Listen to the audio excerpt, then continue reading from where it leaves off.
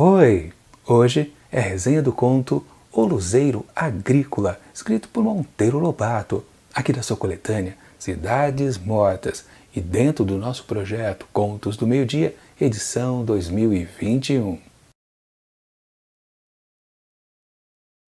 Cisanando Capistrano é o inspetor agrícola do 20º distrito. Incumbe-lhe fomentar a pecuária, elaborar relatórios, ensinar o uso de máquinas agrícolas, preconizar a policultura, combater a rotina e, a fim de cada mês, perceber na coletoria a realidade de 700 mil réis.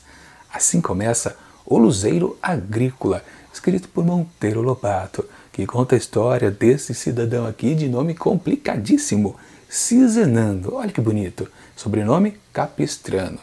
Realmente um grande de um acerto.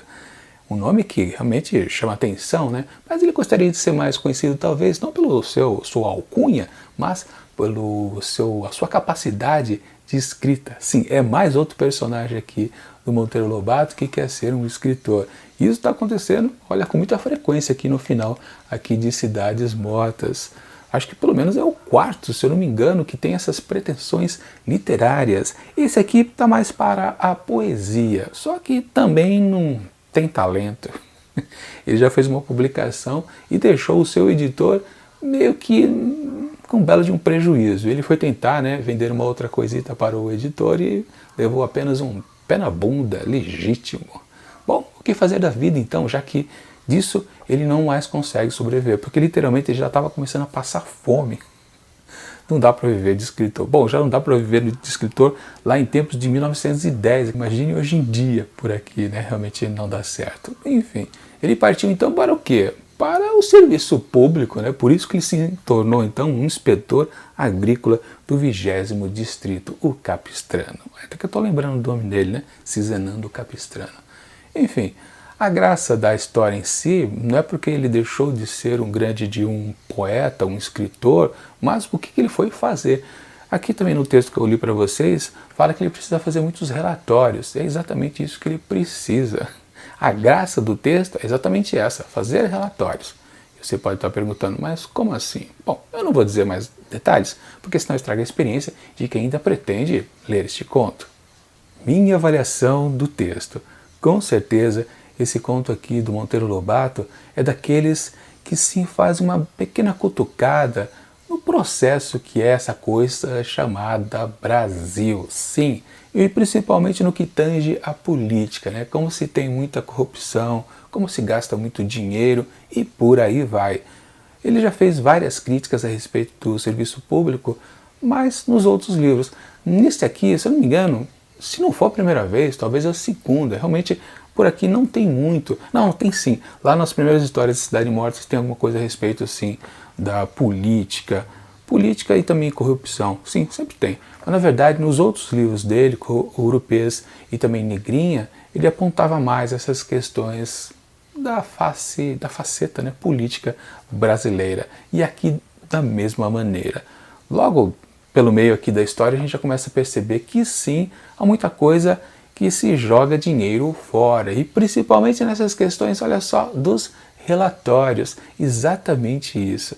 É uma coisa até curiosa que o próprio personagem, o Capistrano, não lembrei do nome dele agora, ele fica meio que, caramba, por que se joga dinheiro assim ao léu? Na verdade, ele até reclama, para falar a verdade. Ele entra no esquema depois de um segundo tempo.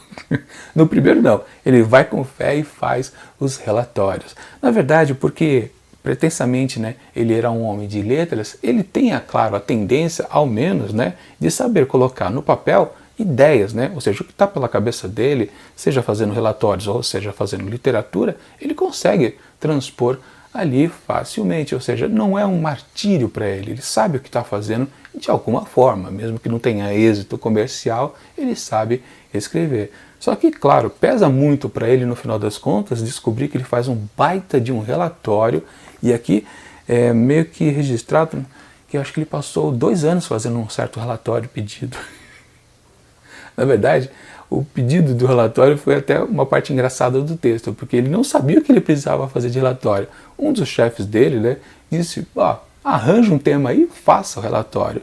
E num certo dia, quando ele já estava até casado, num comentário, numa conversa com a mulher, ele teve um insight e falou: é isso, eureka! A mulher até achou que ele estava ficando doido. A partir dali ele gastou meses, meses e meses tentando fazer esse relatório. Tentando não, conseguindo. E ele produziu uma pilha de formulários, de coisas escritas, enfim, e foi entregar à chefia. E não só a local, como também a superior. E lá que ele descobriu que tudo aquilo ali viraria cinzas. Pois é, no esquema de corrupção que está muito bem explicado aqui nesse texto, é basicamente isso. Gasta-se muito tempo fazendo um certo relatório inútil, que não serve para nada praticamente, mas está lá registrado alguma coisa e no final das contas tudo será incinerado. Pois é, vira cinzas mesmo, não é uma força de expressão. Na verdade, sai da gráfica, porque, claro, quando se produz o relatório, não se faz apenas aquela cópia única que o inspetor acabou fazendo, no caso, o Capistrano. Não, é gerado várias cópias, para ser distribuída talvez nos órgãos por aí, ou ser até vendida. Não entendi direito porque vai ser vendido o relatório de uma partição pública, mas de qualquer forma, está lá. A solução que é dada para não ter um encalhe gigantesco é literalmente queimar tudo, sem dó nem piedade. Pega-se uma ou duas cópias, a título de deixar registrado, talvez numa biblioteca, num arquivo oficial, aí fica só nisso, né? Ou por gosto de quem escreveu, né? Pega umas copinhas a mais, fica por isso mesmo. O resto vai tudo, não para lixeira, mas ser incinerado mesmo. Na verdade, aí o Capistrano acaba descobrindo que não só o relatório dele que acontece isso, né, mas o relatório de todos os outros inspetores que existem em todas as repartições públicas ali daquela localidade tem o mesmo destino. Mal sai da gráfica impresso em milhares de cópias e depois já vai para a incineração. Olha que beleza, olha que corrupção bonita.